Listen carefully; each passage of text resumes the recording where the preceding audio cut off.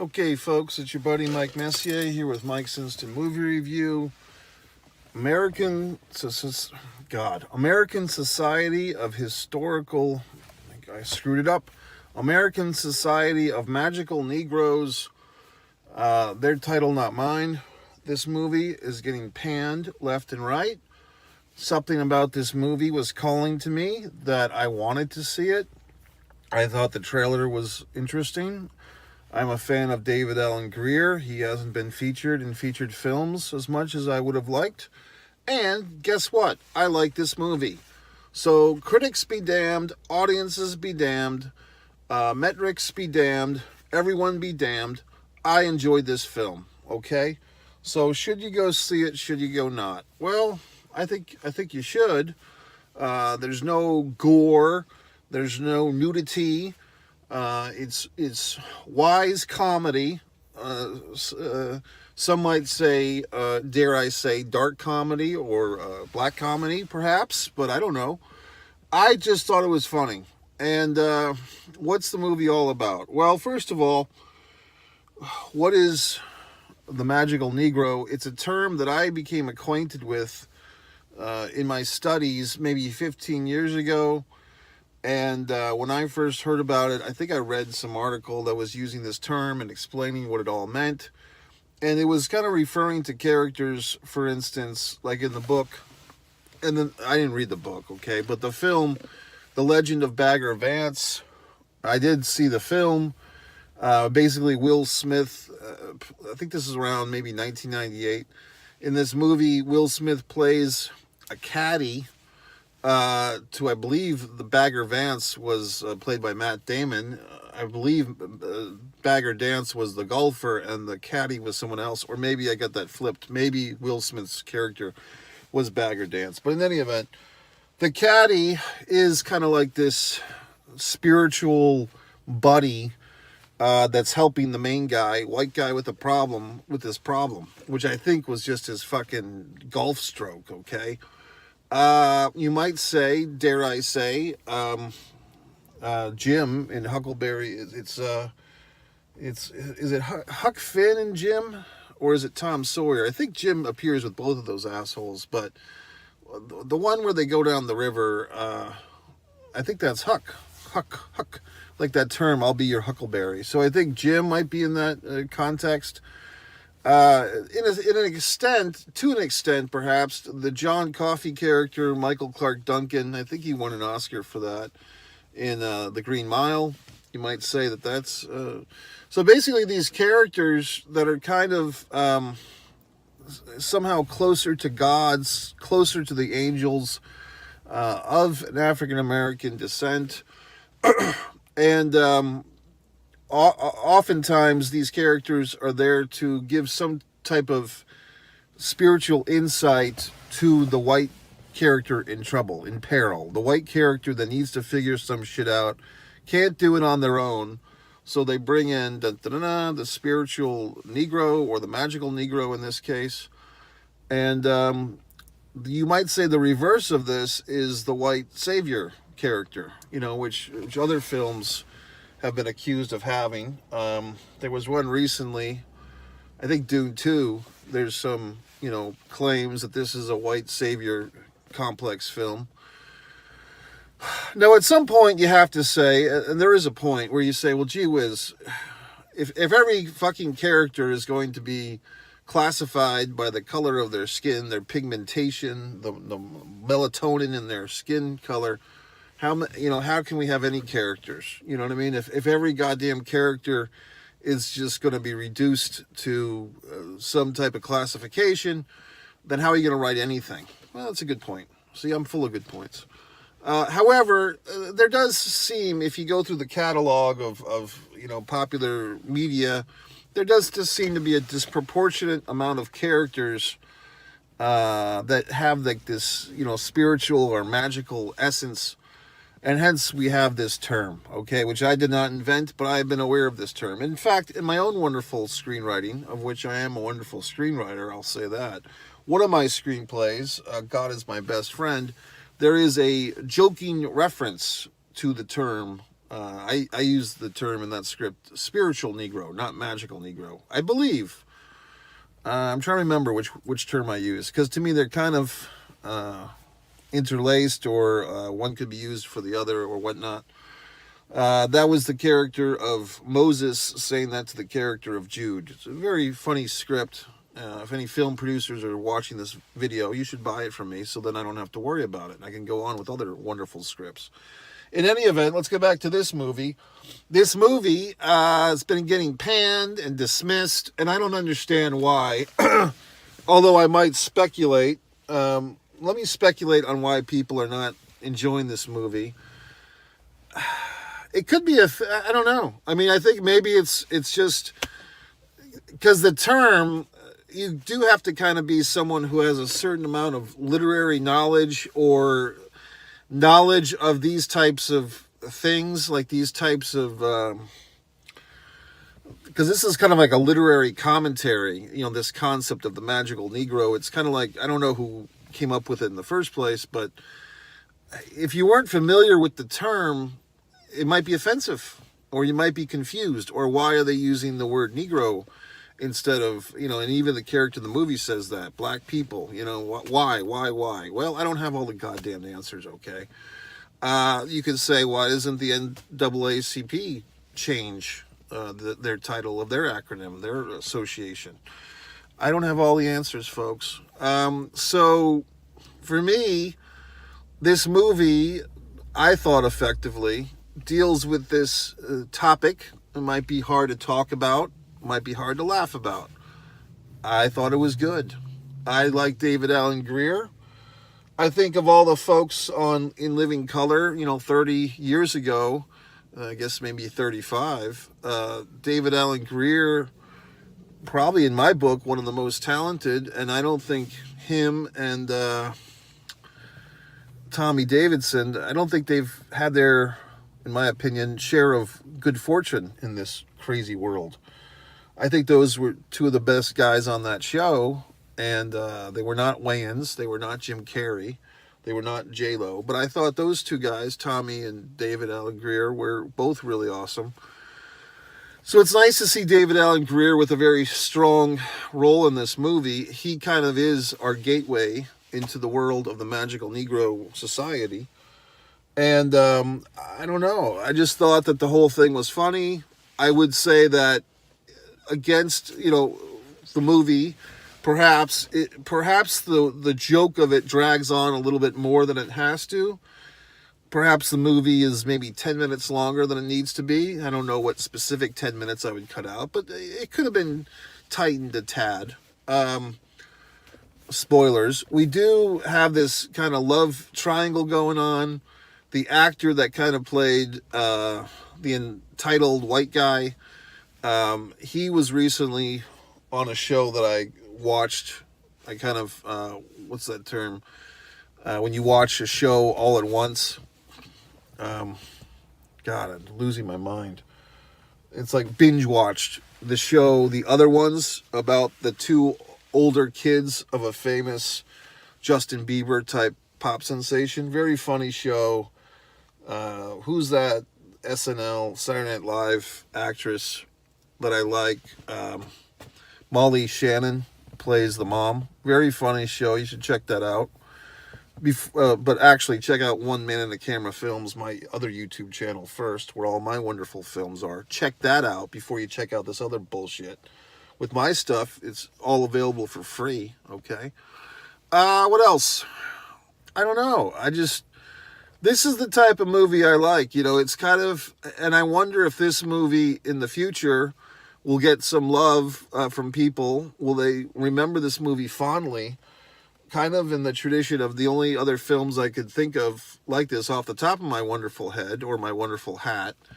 I believe one was called I'm Gonna Get You Sucker, by, once again, Keenan Wayans.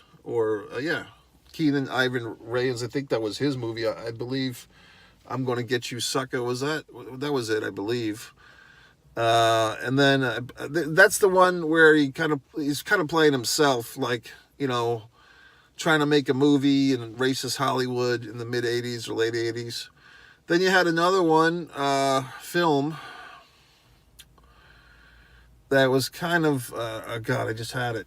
It was also, well, Soul Man, sort of. I mean, Soul Man was different. That's going back to the late 80s. But that tried. I mean, some people don't like that movie. I thought there was some merit to it. C. Thomas Howell plays a rich white guy who's graduating high school. I think he wants to go to Harvard. He's been accepted, but then his parents surprise him that they're not going to help him pay for it, and he has to pay for college on his own. So in order to get a scholarship for an African-American student, he takes a bunch of suntan lotions and pills and puts like a goop like in his head, in his hair, to kind of make like a Jerry curl type of presentation. And he goes off to college and he falls in love with Ray Dong Chong and has fights with a professor played by James Earl Jones. I thought that movie was funny. A lot of people don't. But I thought there was another movie that I was thinking of. I mean, I guess if you really want to stretch, but I think this is kind of going to another type of district as far as the cinema world. School Days, Spike Lee's third film.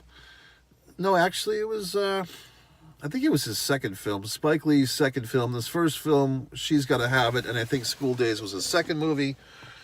A little bit different, but parody, social commentary, race relations, all these wonderful topics. You know, topics that perhaps people are uncomfortable with.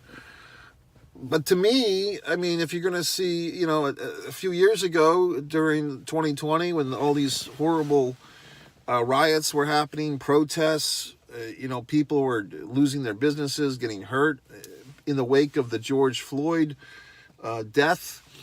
You can call it a murder, you can call it a death, whatever you want to call it.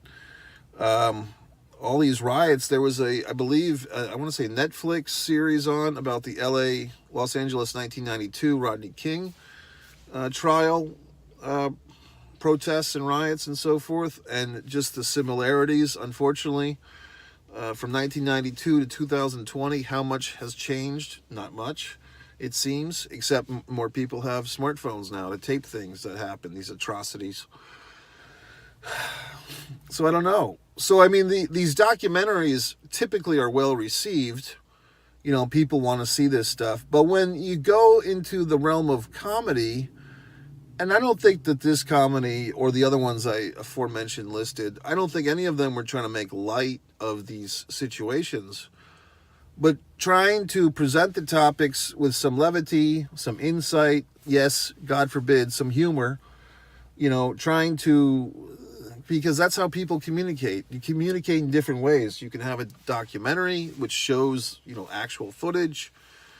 And even the documentaries a lot of times now have slants to them that the filmmakers go into making their documentary with some type of slant, some type of agenda. You can blame Michael Moore for that. He kind of started that.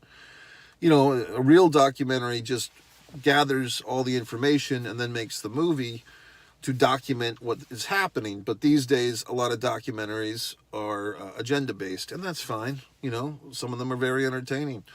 But going back to this movie, to me, when you deal with these topics with humor, with levity, with characters, character development, relationships, I think it's good. I mean, I think that's the way to go. So I applaud a tip of the old baseball cap to whoever wrote this thing, directed this thing.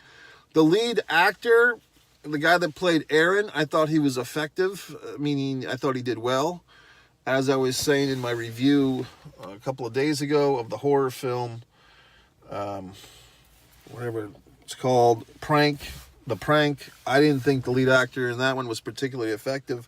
I thought the lead actor in this, Aaron, I don't think I've ever seen him before. Maybe I have, I don't remember.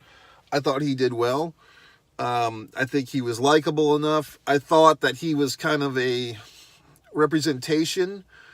I don't know if you'd call him a millennial or Generation Z or whatever the fuck, but like your typical 28 to 32-year-old male in America these days kind of has this awkward situation. You're being told all these different things, told to to be a good guy, told to be a bad boy, told to do all these goddamn things. You can't figure it out. The love triangle I thought was interesting. And, look, I am obviously not black myself. However, being kind of put in this position where you're supposed to be subservient or put your goals and interests and agendas secondary to someone else, I can relate to that. Perhaps you can too. If you've ever been a friend of someone who's very self-centered, if you've ever been the younger sibling of someone who's always doing things and you're always kind of in the shadow, or whatever the fuck. I think a lot of people could relate to this, of all ethnicities. The magical elements of this film I thought were kind of fun. Spoiler. I would say that I thought they kind of cheaped out a little bit. They might have saved on some production values, because a big gimmick in this movie, if you've seen it, is that the girl, of course there's always a girl, she ends up at, she has like this little girl fantasy, or this woman fantasy, of being romantic on the top of the Empire State Building. It's like a little inside moment that she and the character of Aaron share. The guy, Jason, the white guy, doesn't quite fit into that little inside thing. And then at the end of the movie, Aaron kind of magically takes her to this top of the Empire State Building. And then when he kind of gets stripped of his magical Negroes status, the other guy, David Allen Greer's character, tells him, hey, you left the girl behind. You left her not in Los Angeles, but at the top of the Empire State Building. So for me, it would have been more heroic at that point for our buddy, our lead guy, Aaron, to have to like go from Los Angeles, go get on a fucking plane, go through all the bullshit in New York City, hop in a cab or a Uber or whatever the fuck they have now, a Lyft, and get to the top of the Empire State Building, where our, damsel in distress is still damseling and distressing. I thought that would have been a more heroic situation for our guy there. And, I probably would have done that had I been in charge of this whole thing, which I wasn't.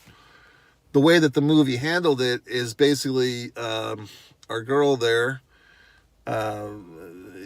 very lovely actress. I never saw her before either, but she leaves a bunch of messages for the voicemail of Aaron, and she basically finds her way home. Like, she gets from the Empire State Building off the top into the building, gets herself a cab to the fucking airport, buys her own ticket home, and flies home to LA. Although we get a little bit of a button at the end, once again, spoiler, that she's got a little bit of magic herself. She's in So Swag. I believe it was Society of Supportive Wives and Girlfriends, which I thought was a nice touch, because it was a callback to early in the film, maybe within the first 10 or 15 minutes, or maybe a little bit later. She drops her purse, and this kind of ring falls out of her purse that has So Swag, and then her and Aaron have a big chuckle about it. And we just think it's some just gimmicky type of, goofy, early 2000s shopping mall piece of junk jewelry, but in fact, it's a real thing. And if you think about it, that's another type of character, the girlfriend, the wife. I was making commentary once again in one of my other film reviews that, Marcia Gay Harden and the lady that was in some other movie I just reviewed with the redheaded people. God, what movie was that? But some movie I saw where like the people had red hair. The woman was always in the 90s playing like the wife of the girlfriend or whatever. So the point is, I thought the movie was good. I think like if you have a certain level of, I don't want to say film education. I don't think you need to be educated formally.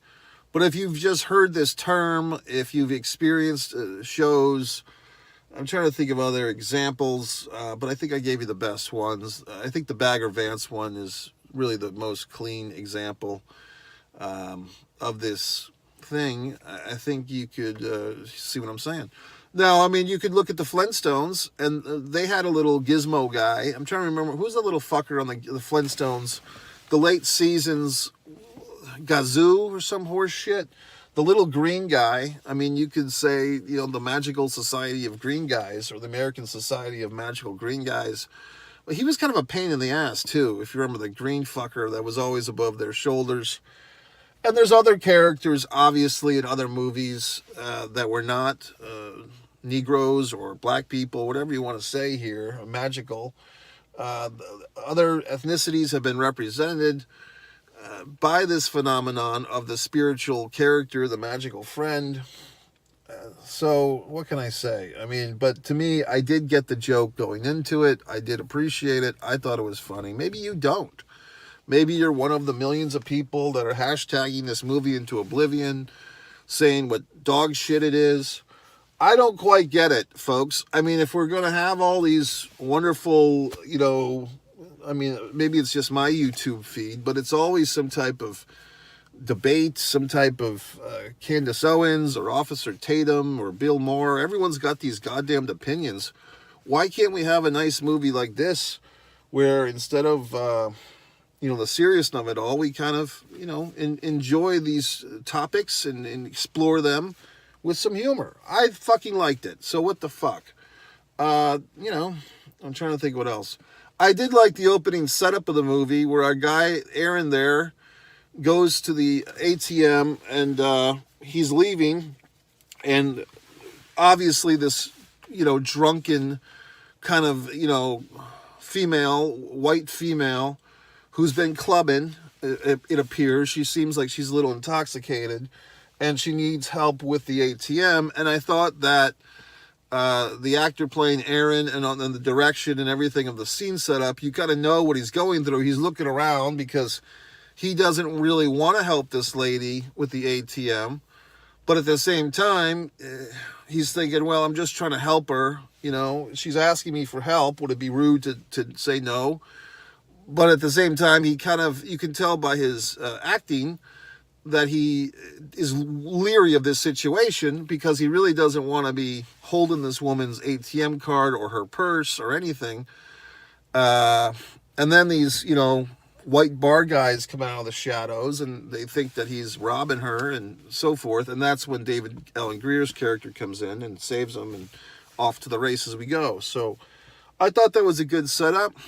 The part early on when there's like the white cop guy with a problem who's he's depressed because he's not cool enough to go clubbing, and when he shows up to go to the club, he's like got a blue button-down shirt that's tucked into his pants like an asshole. And I thought it was good. That was kind of Aaron's first opportunity to kind of, pull the magic, loosen the guy up. I thought what he was going to do was kind of like unbutton the guy's top button on his shirt, or maybe like untuck his shirt or something just to jazz him up. But instead they kind of did the thing where Aaron possesses the bouncer's mind for a moment.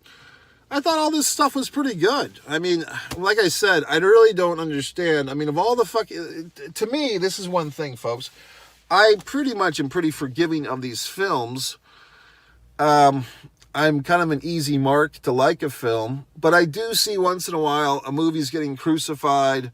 Madam Web just a few weeks ago, maybe a month ago, was getting crucified, and I went to see it, and I thought it was fine. I thought it was like, hey, this is better than most of these comic book fucking movies.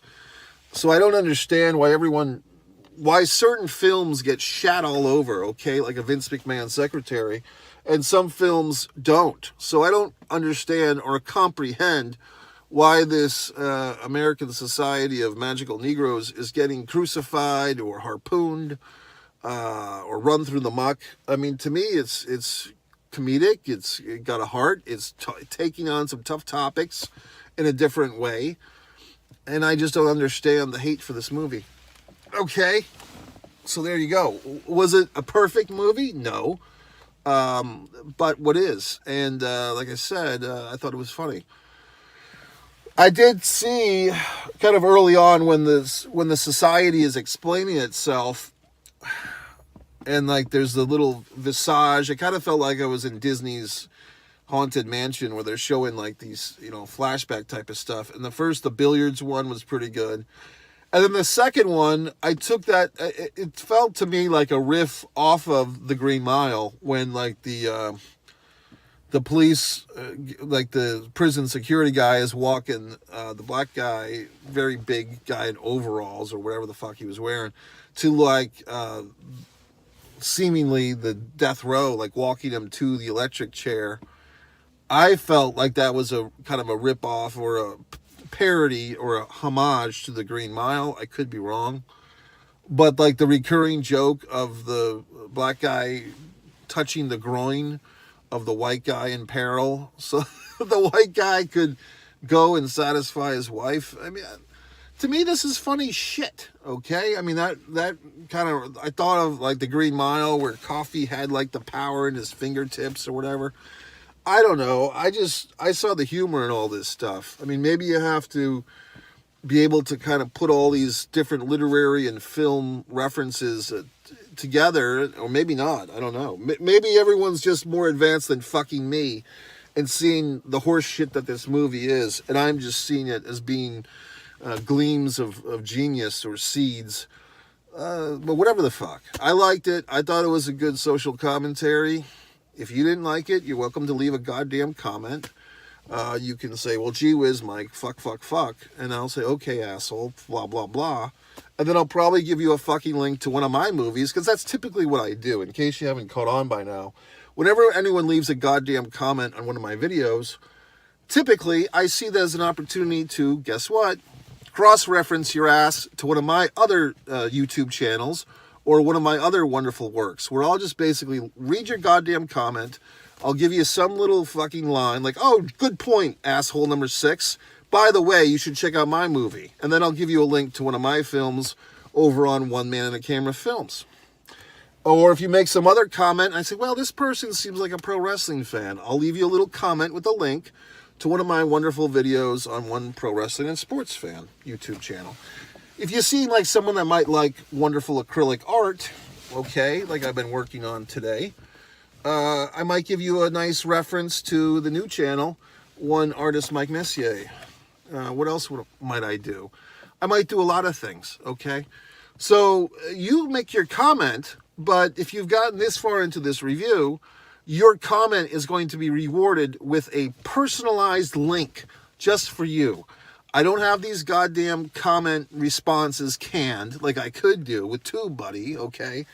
I specifically sit there and write a personalized response to your ass where I try to hook you in and go to another fucking video on one of my several YouTube channels. That's the magic that I play.